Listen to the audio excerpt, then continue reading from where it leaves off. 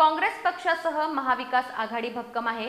त्यामुळे कोल्हापूर महानगरपालिकेच्या निवडणुकीसाठी काँग्रेस पक्षाच्या वतीनं महाविकास आघाडीतील सर्व घटक पक्षांची समन्वय साधूनच इच्छुक उमेदवारांची यादी निश्चित केली जाईल, अशी माहिती काँग्रेसचे जिल्हाध्यक्ष तथा विधान परिषदेचे गटनेते आमदार सतेज पाटील यांनी दिली। आज कोल्हापूर जिल्हा काँग्रेस कमिटी कार्यालयात त्यांनी 350 पेक्षा अधिक इच्छुक उमेदवारांच्या मुलाखती घेतल्या। यावेळी त्यांनी प्रसार माध्यमांशी संवाद साधला।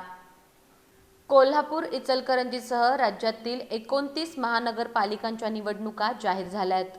कोल्हापुरातील काँग्रेस पक्षाच्या वतीनं या निवडणुकीसाठी मोर्चेबांधणी सुरू झाली आहे। या अनुषंगानं आज कोल्हापुरातील स्टेशन रोडवरील काँग्रेस कमिटी कार्यालयात काँग्रेस पक्षाकडून इच्छुक उमेदवारांच्या मुलाखतीचं आयोजन करण्यात आलं होतं।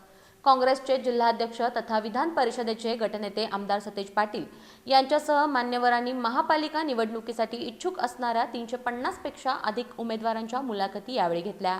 काँग्रेस पक्षाच्या वतीनं महाविकास आघाडीतील सर्व संबंधित घटक पक्षांशी समन्वय साधूनच योग्य उमेदवारांची नावं निश्चित करून निष्ठावंतांना उमेदवारी दिली जाईल, अशी माहिती यावेळी काँग्रेसचे जिल्हाध्यक्ष तथा विधान परिषदेचे गटनेते आमदार सतेज पाटील यांनी दिली।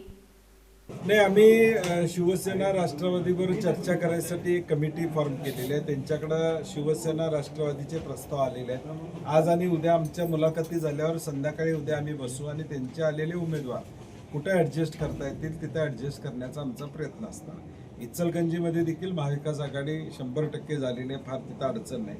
आमच्या इथंच थोडं नीट काळजी घेऊन आम्हाला करावं लागेल। कोल्हापूरसह इचलकरंजीतील महापालिकेच्या निवडणुकीसाठी महाविकास आघाडी भक्कम असल्याचं आमदार सतेज पाटील यांनी यावेळी सांगितलं। सत्ताधारी शासनाकडून कोणतीही विकास कामं झालेली नसून त्यांनी फक्त घोषणाच दिल्याचं आमदार सतेज पाटील यांनी नमूद केलं। कोल्हापूर आणि इचलकरंजी महानगरपालिकांमध्ये काँग्रेस पक्षासह महाविकास आघाडीला निश्चितच यश मिळेल, असा विश्वासही त्यांनी यावेळी व्यक्त केला।